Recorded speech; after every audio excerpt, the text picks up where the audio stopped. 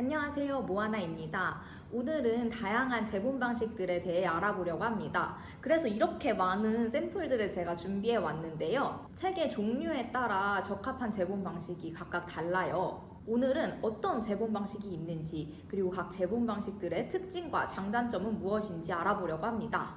오늘 이 영상에서는 각 재본 방식의 형태를 주로 살펴볼 거고, 실제 제작 과정과 그 활용에 대해서는 추후에 재생 목록에 더 업데이트를 해드릴 예정이니 참고해주세요. 오늘은 가장 많이 사용하시는 재본 방식이 아닌 저희가 주력하고 있는 방식을 먼저 소개하려고 합니다. 바로 사철 재본인데요. 재본 방식 중에서도 펼침성과 내구성이 가장 좋은 방식입니다. 이름에서도 알 수 있는 것처럼 사철 재본은 실을 이용해서 하는 방식이에요. 그 과정을 간략하게 한번 설명드리도록 하겠습니다. 사철 재본은 인쇄를 할 때부터 낱장이 아닌 이렇게 펼침면으로 인쇄를 하게 됩니다. 이렇게 펼침면으로 인쇄한 종이들을 몇 장을 겹쳐서 한 대를 만드는데요. 이 한 대를 구성하는 여러 종이들은 실로 이미 엮여 있는 상태입니다. 그 후에 그 대끼리 또 실로 엮어서 이렇게 하나의 책을 사철하게 됩니다. 이건 사철 재본까지만 완료된 상황인데요. 여기서도 확인하실 수 있는 것처럼 우선 한 대를 만들고 이 대끼리 연결해서 다시 하나의 책을 사철하게 됩니다. 이후에 책 등에 풀칠을 하는 과정을 거쳐 표지와 결합하게 되는데요. 우측 상단에 띄워드리는 사철 재본 영상에서 직접 확인하실 수 있습니다. 이렇게 재본된 내지를 어느 표지와 결합하느냐에 따라 여러 종류로 나뉩니다. 여러분들이 잘 알고 계시는 이 양장 재본은 아까 보여드린 내지를 이런 하드커버와 결합하는 방식입니다. 동일한 내지를 소프트 커버와 결합하면 반양장이 되는데요. 이 반양장은 겉으로 보기에는 무선 재본과 거의 비슷하게 보입니다. 그런데 무선 재본보다 펼침성이 훨씬 좋습니다.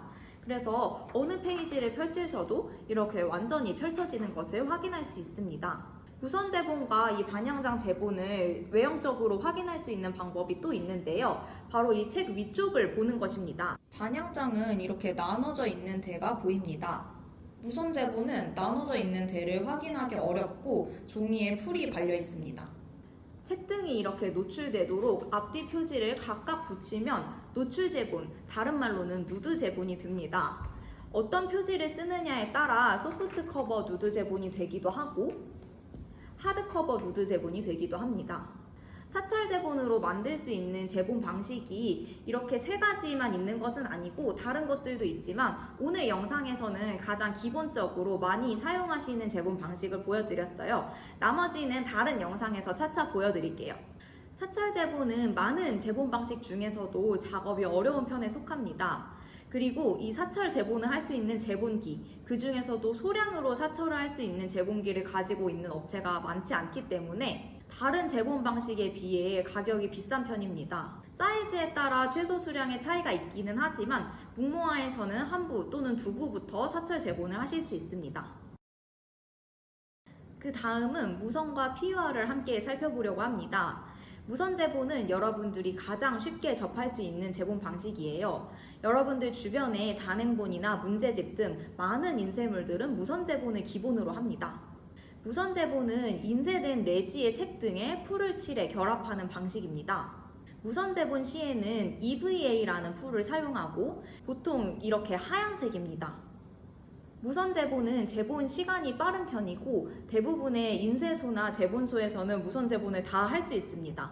그래서 접근성이 좋고 그만큼 가격도 저렴합니다. 그런데 무선 재본은 펼침이 좋지는 않아서 페이지가 많아질수록 사용이 불편하다는 단점이 있습니다. 여러분 공부하실 때 문제집 가운데가 볼록 올라와서 필기가 삐뚤어지거나 두꺼운 책을 볼 때 가운데 내용이 안 보여서 이렇게 보신 적 있으시죠? 또 무선 재본은 두꺼운 종이를 사용하는데 제약이 있습니다. 왜냐하면 두꺼운 종이를 사용했을 때 낱장으로 떨어질 위험이 있기 때문입니다. 그래서 두꺼운 종이를 사용을 원하실 때는 앞서 말씀드린 사철 재본을 이용하시거나 이후에 말씀드릴 PUR 재본을 하시는 것을 추천드립니다. PUR 재본은 무선 재본과 비슷한 형태인데요. 다른 풀을 사용합니다. PUR 풀이 무선 풀에 비해 유연하고 또 내구성이 더 좋습니다. 이 책은 저희가 내지로 가장 많이 사용하는 100g 미생 모조를 내지로 사용한 PUR 샘플인데요. 아까 반향장에서 보신 것처럼 펼침성이 굉장히 좋다는 것을 확인하실 수 있습니다. 또 무선 제보는 내지로 두꺼운 종이를 사용할 수 없다고 말씀드렸는데요. PUR은 보편적으로 표지에 사용되는 200g 이상의 종이도 제본했을 때 문제가 없었습니다. 제가 또 샘플을 가지고 와봤는데요. 200g 아트지를 200페이지 PUR로 제본한 샘플입니다. 펼쳤을 때 펼침성도 좋고 제가 이렇게 한 장을 따로 잡았을 때도 떨어지지 않습니다. 무선 제본이 펼침이 좋지 않다고 해서 억지로 책등을 꺾으면 경화된 풀이 부러지면서 책이 망가지게 됩니다. 제가 마침 그런 샘플을 가지고 있어서 보여드리려고 하는데요. 책등을 억지로 꺾어 풀이 부러진 모습입니다. 펼친 곳을 보면 더 자세히 알 수 있는데요. 내지와 표지가 분리되어 이렇게 책이 망가진 것을 확인할 수 있습니다. PUR도 처음에는 무선처럼 잘 펼쳐지지 않는 것처럼 느껴지실 수 있는데요. PUR 풀은 유연하기 때문에 만약 잘 펼쳐지지 않는 경우에는 책등을 꺾어서 사용하셔도 문제 없습니다. 무선 제본은 펼쳤을 때도 이렇게 평평한 것이 정상적인 형태입니다. PUR은 이렇게 책등이 둥글게 말려 펼쳐집니다. 펼쳐진 내지면을 봤을 때도 아까 무선 제본과 달리 문제가 없다는 것을 확인할 수 있습니다. 정리를 해보면 무선 제본과 PUR 제본을 통해 비슷한 형태의 책을 만들 수 있습니다. 그런데 PUR이 무선에 비해 펼침성이나 내구성 등이 더 좋고 내지 종이의 선택폭이 넓습니다.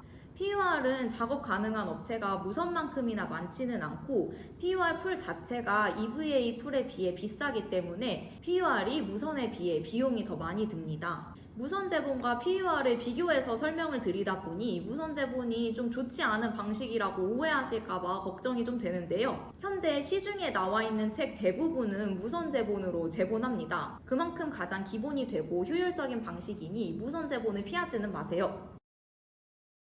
이제 스티치와 중철을 살펴보려고 합니다. 이게 스티치로 제본한 노트, 이게 중철로 제본한 노트인데요. 둘이 비슷하게 생겼죠?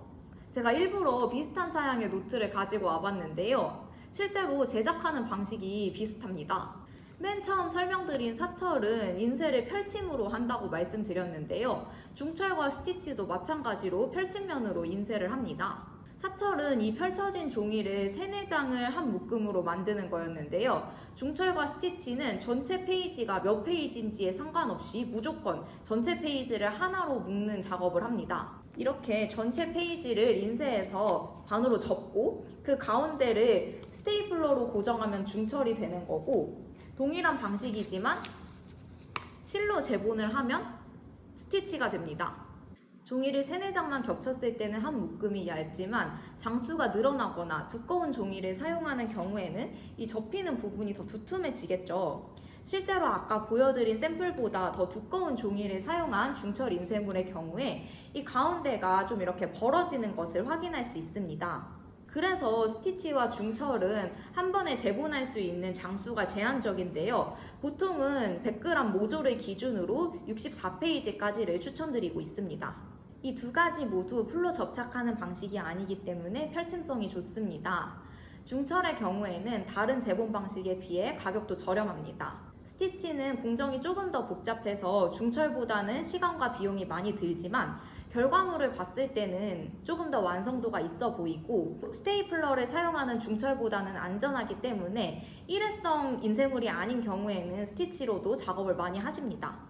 또한 스티치는 이렇게 실 색상을 바꿔서 디자인에 변화를 줄 수도 있습니다. 마지막으로 스프링을 살펴보려고 합니다. 스프링에는 두 가지 방법이 있는데요. 하나의 스프링이 이렇게 빙빙 둘러있는 코일링 방식과 스프링이 두 겹으로 되어 있는 트윈링 방식입니다. 코일링은 와이어라고도 하는데요. 저희는 이 방식으로는 아예 작업을 하지 않기 때문에 실물 샘플을 가지고 있지 않아 사진으로 대체하여 보여드립니다. 트윈링은 이렇게 한 코에 두 겹의 스프링이 들어갑니다. 방금 사진으로 보여드린 코일링보다는 내구성이 좋기 때문에 국모아에서는 트윈링으로만 작업하고 있습니다. 스프링으로 제본되는 책들 중에서도 종이 두께가 두껍거나 페이지가 많은 경우에는 트윈링으로 많이 작업한다고 합니다. 스프링은 펼침성이 좋고 종이나 책 두께에 영향을 받지 않는다는 점이 큰 장점입니다. 그런데 필기 시에 좀 불편할 수 있고 무선 제본에 비해서 시간과 비용이 많이 듭니다. 바인더형도 있는데요. 다이어리나 플래너 제작 시에 고려하시는 방법입니다. 실제로 이건 제본을 하는 것은 아니고 이 바인더를 별도로 제작하는 방식입니다. 제가 샘플로 보여드리는 것처럼 3개만 타공을 하는 방식도 있고 다이어리의 경우에는 6공도 많이 하십니다. 이렇게 하드커버 바인더도 있고 PVC 같이 다른 재질로 바인더를 제작하실 수도 있습니다.